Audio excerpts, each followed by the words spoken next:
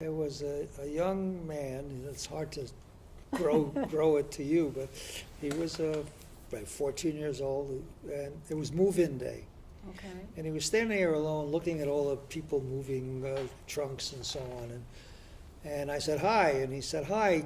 I hear there are a lot of nerds here." No, he had big glasses. He was a He was looking prototypical for them. nerd-looking kid. I said, "Yeah, That was probably." funny. So given all of that, why did you come? For me, it was an opportunity to. There was really no downside in the sense that I just saw this fantastic opportunity to go to a place that would have incredible, academics and community, and I've always been essentially grateful that the powers that be created this place for people who had essentially special needs, but in a different way that had traditionally been provided for. Mm-hmm. Did you feel, I'm just curious, that you made the decision? Or did your parents say, this is a really great place and a great opportunity, you need to go here, we want you to go here? How did that happen? I brought home the brochure, and I actually quit the track team in order to prepare my application. Really? And study for the SAT. Wow. And they were kind of along for the ride. I don't even know if they really got a vote. I hear that a lot. That's why I'm just curious.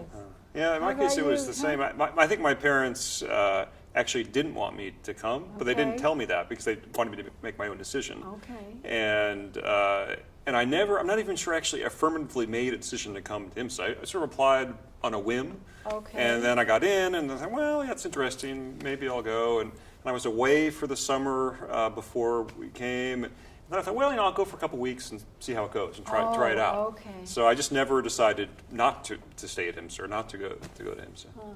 Yeah, but it was very much my initiative. It wasn't something my parents did. And I think if I can put myself back in my 15-year-old Yeah, mindset, I right, think yeah. I went to a suburban high school, which is actually a very good high school, but it was still there. It was not cool to be a good student. It was not cool to be smart. And so I was, of course, always a good student, but it was something I always had to sort of keep hidden. And the first thing that I felt at IMSA was that was just transformed, and that everybody was happy to be smart and to be intellectually engaged, and that's what they were here for.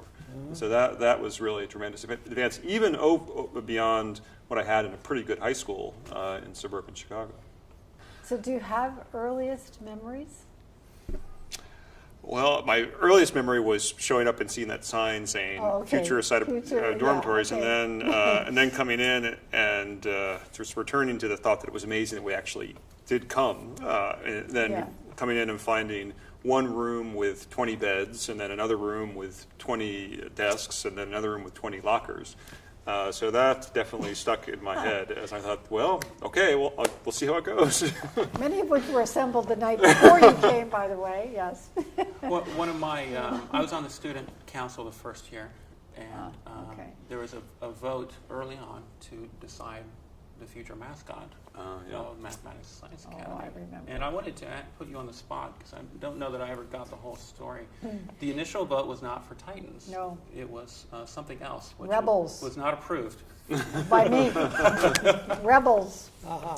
Yeah, and that was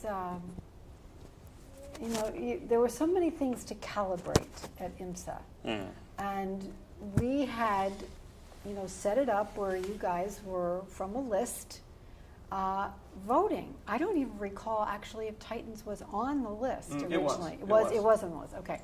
But when Rebels was chosen, I did say no, and the reason was I was very concerned that it would be misread by the external community, and there was so much riding on IMSA. There was so much that was required in terms of the, quote, political, the external community, which I and others on my team tried to create a barrier between the work that we were doing and the work that you were doing. So you were not impacted by the political turmoil and angst, which is the world we lived in for a long period of time. And I was really concerned. So I wanted this to be, free and open and the kids voting, and oh my God, now they did. And I did not feel that would serve us going forward. It was one of those, and there were lots of those things where you said, this is a state institution. So how do we hold the space for the children and be responsible as state stewards? Okay. Boom, this is magic. You just woke up. You're elected. You have a new job. You are now going to start a IMSA type school in not California. That doesn't practically exist anymore. Montana, let's say, or Alabama. You're going to start the school, and you have carte blanche. You have a budget, which is embarrassing. Challenge to spend it. Is there water in there or something else? Go ahead. What will you do? Well, the harder question, what would have been the conditions that we actually started under, with Yeah. no carte blanche and no guarantees and not a lot of money and a reduced but budget. first I Then wanted what are to- you going to do? Yeah, oh, well, I see. okay, that's two different questions. Never mind. Go ahead. As far as you know, you have no obstacles. You do have.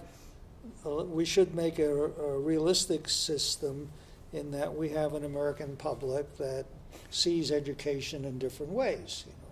If you don't teach creationism, you're not a real school. For example, there are attitudes in this country that are going to oppose what you want to do, as people oppose the existence of IMSA. But as a school now, this is what I want to concentrate on is the ideas about what's an ideal educational system. This country is desperate for innovation, and to have innovation, you need education. So you're playing an important role in the future of the nation. My sense is that the greatest value to a place like IMSA is probably not in what happens with the individual graduates of the school, but what the school itself can do as a model and sort of a laboratory for other schools. Because I think the problem is not so much with schools like IMSA, it's with the rest of the educational system. Right. And I know IMSA does a lot along these lines. I'm not exactly sure what, but I think those sort of outreach efforts to send faculty out, send students out, and bring in teachers and bring in students from other schools so they can learn from the IMSA experience. I think that's crucial. I mean, it's called outreach. That's the outreach. I mean, I think in my view that's probably the most important role really for a place like IMSA. But I definitely think in my whole life I've had this sort of experience of intellectual inquiry. I've been a very curious person. I'm not sure I would have that if I hadn't been through IMSA. I mean, I'm sure I would still be successful in doing something well, but I'm not sure that I would have the breadth of intellectual experience that I've had with IMSA, because I felt like with IMSA, my experience was strong across the board. It wasn't just in the sciences or just in mathematics. I mean, I had a fantastic English class, which really opened my eyes to literature, and wonderful social science professors, Bernie Hollister and Dr. Steppen. And I mean, I think they probably made more of an impact on me than the sciences, actually. Although I came away also with a scientific mind. And we use the phrase here, the IMSA way. And it's sort of hard to get your mind around what that means. But if a state chose not to create another IMSA, but the IMSA way, which is the design of how we do what we do, was available to every one of the 16,500 school districts in the country, never mind just 50 states. But the way we teach and the orientation to inquiry and the relationship between teachers and kids,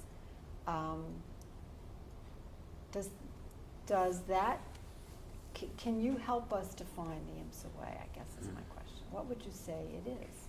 Well, I mean, certainly things we've already touched on, the sort of breadth of approach and creativity in learning process. I remember, like in Hollister's class, we visited a cemetery as part of the history project to understand history. He was very much encouraged us to look into the history of Chicago, and that was something that I think wouldn't have happened in a typical high school. And it wasn't so much what we particularly learned on that trip, but it was just the notion that a cemetery could be a historical an object of historical study.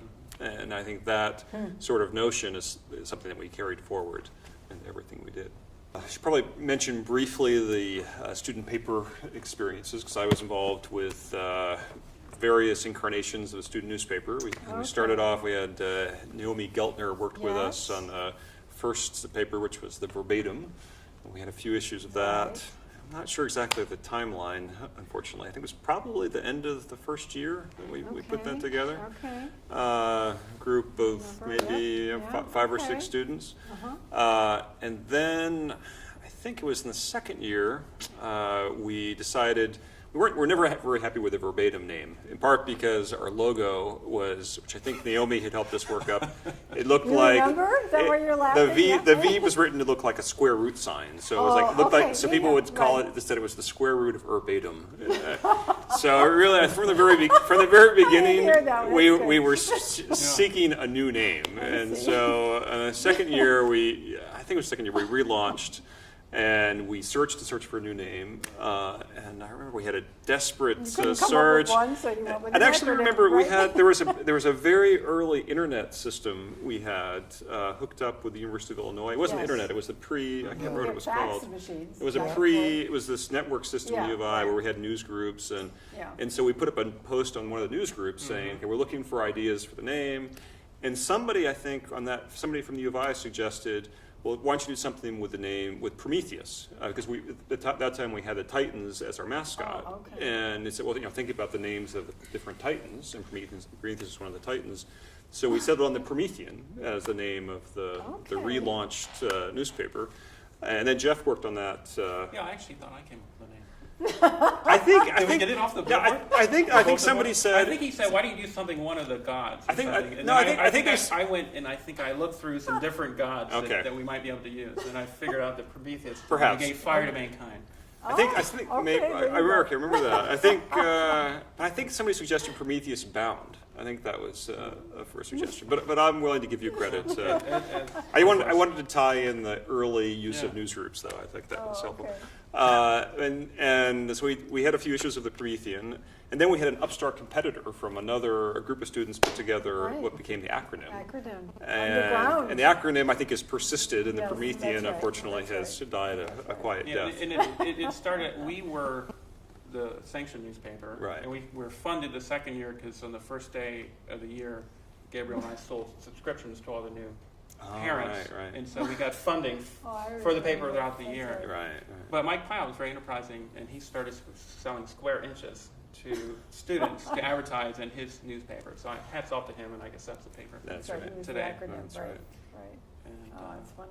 On that primitive billboard system, remember, were you involved in the Mideast Peace Conference talks? And it was run by this primitive. We had this primitive modem system, and so all you would inevitably try to do is arrange some conference. But it was where it was actually designed so that a group of students would have a role as one party in the Middle East peace talks. So one group was the United States, one group was Israel, and somewhat unfortunately, our group was the PLO. So I remember that in the official announcements, there were a couple times when there were announcements saying like the PLO will be meeting in the cafeteria, and I got some inquiry from somebody in the administration saying, "What is it? There's a PLO faction," and that was done through this very slow modem. It was very primitive, and it was pre-internet, so. You wouldn't know if they didn't want to participate in the peace talks or if they just hadn't really got the message. Right. But maybe that's how it is in real life, too.